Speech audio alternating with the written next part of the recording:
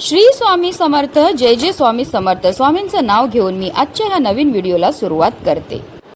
सावित्रीने आपल्या पती सत्यवानाचे प्राण यमराजाकडून परत आणले होते. तो दिवस होता ज्येष्ठ महिन्यातील पौर्णिमेचा. त्यामुळे या दिवशी वटपौर्णिमेचा सण साजरा केला जातो.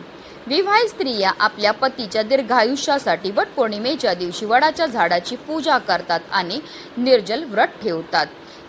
यंदा 29 जून म्हणजे सोमवारी वटपौर्णिमेचा सण साजरा केला जाईल.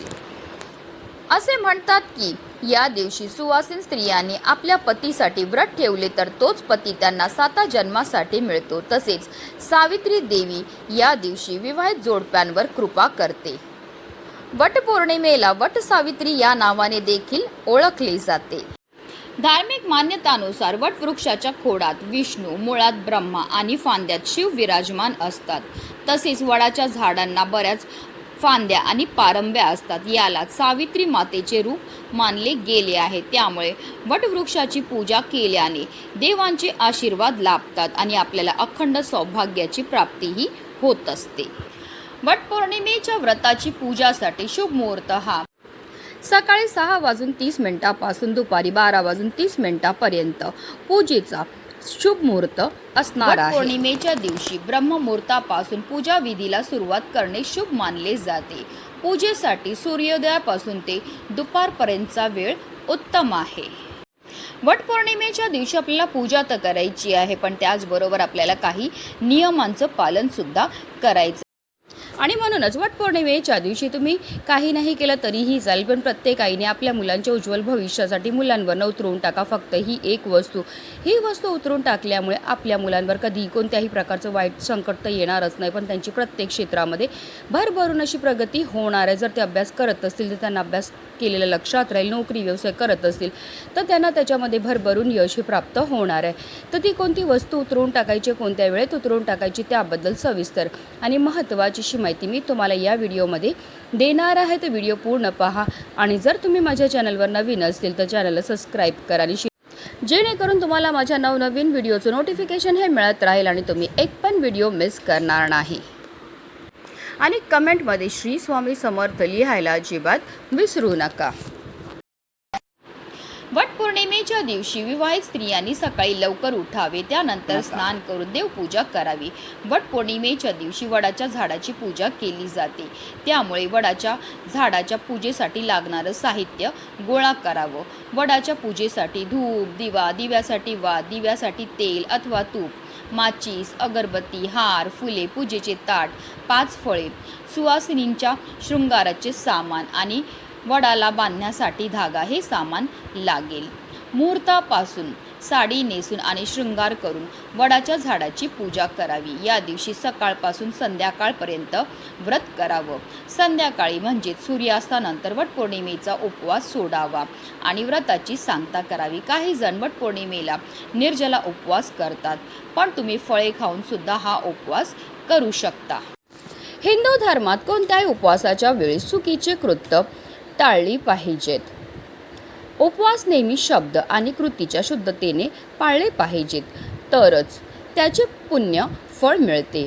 अगदी तुमच्यापासून माझ्यापर्यंत प्रत्येक आईला असं वाटतं की आपल्या मुलांना प्रत्येक क्षेत्रामध्ये भरभरून यश प्राप्त झालं पाहिजे.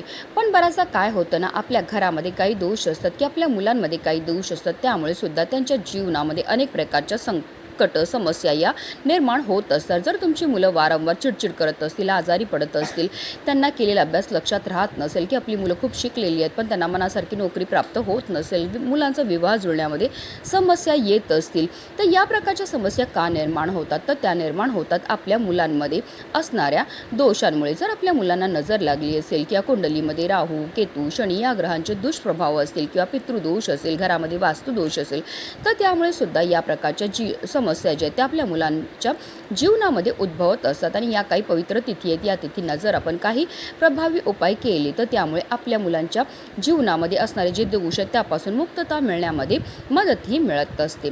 आता हा उपाय जो आहे तो आपण अगदी लहान मुलांपासून मोठ्यात मोठ्या प्रत्येक मुलामुलीकरता करू शकतात. सगळ्यात पहिला उपाय जो मी तुम्हाला सांगणार आहे तो आपल्याला वटपौर्णिमेच्या दिवशी सकाळीच करायचा आहे. म्हणजे तुम्ही जास्तीत जास्त दुपारी 12 वाजेपर्यंत हा उपाय जो आहे तो करू शकता. त्यानंतर हा तुम्हाला उपाय करता येणार नाही. हा उपाय करण्याकरता आपल्याला एक वाटीभर भात हा शिजवून घ्यायचा आहे. भात शिजवताना आपल्याला त्यामध्ये कोणत्याही प्रकारचं मीठ किंवा तेल टाकायचं नाही आहे. नुसता भात हा आपल्याला शिजवून घ्यायचा आहे. जर तुम्हाला एक मुलगा असेल तर तुम्हाला 1 वाटीभर भात हा शिजवून घ्यायचा. 2 मुलं असतील तर 2 वाटी भात तुम्हाला शिजवून घ्यायचा. एका मुलावरनं उतरवलेला भात जो आहे तो तुम्हाला दुसऱ्या मुलावरनं उतरवता येणार नाही. तर आपल्याला 1 वाटी भात शिजवून झाल्यानंतर तो आपल्याला एक प्लेटमध्ये काढून घ्यायचा आहे. भात थंड झाला की त्यावर आपल्याला 1 चमचाभर दही टाकायचं आहे. थोडेसे काळे तीळ टाकायचे आहेत. हळद कुंकू टाकून घ्यायचं आहे आणि त्यानंतर हा जो दही भात आहे तो आपल्या मुलांच्या डोक्यापासून पायापर्यंत आपल्याला 7 वेळा उतरवून घ्यायचा आहे. तुम्हाला फक्त लक्षात एवढं ठेवायचं की मुलांना जेव्हा तुम्ही बसवणार त्यांचा चेहरा जो आहे दक्षिण दिशेला नसावा. 7 वेळा भात उतरवून झाल्यानंतर आपल्याला ही जी प्लेट आहे ती आपल्या घराच्या बाहेर लांब नेऊन घेऊन जायचं आहे. आता तुम्ही एखाद्या झाडाखाली नेऊन हे प्लेट जी आहे ती ठेवू शकता, जेणेकरून तिथे असणारे पशु पक्षी कीटक हे भात खातील. किंवा अगदी तुम्ही घराच्या बाहेर प्लेट घेऊन गेली आणि तुम्हाला वाटेमध्ये कुत्रा भेटला, गाय भेटली तर त्यांच्या पुढे तुम्ही हा दही भात जो आहे तो ठेवला तरीही चालणार आहे. हा उपाय आपल्याला सकाळीच करायचा आहे. आता दुसरा जो उपाय मी तुम्हाला सांगणार आहे तो दिवसभरामध्ये तुम्ही कधीही करू शकतात.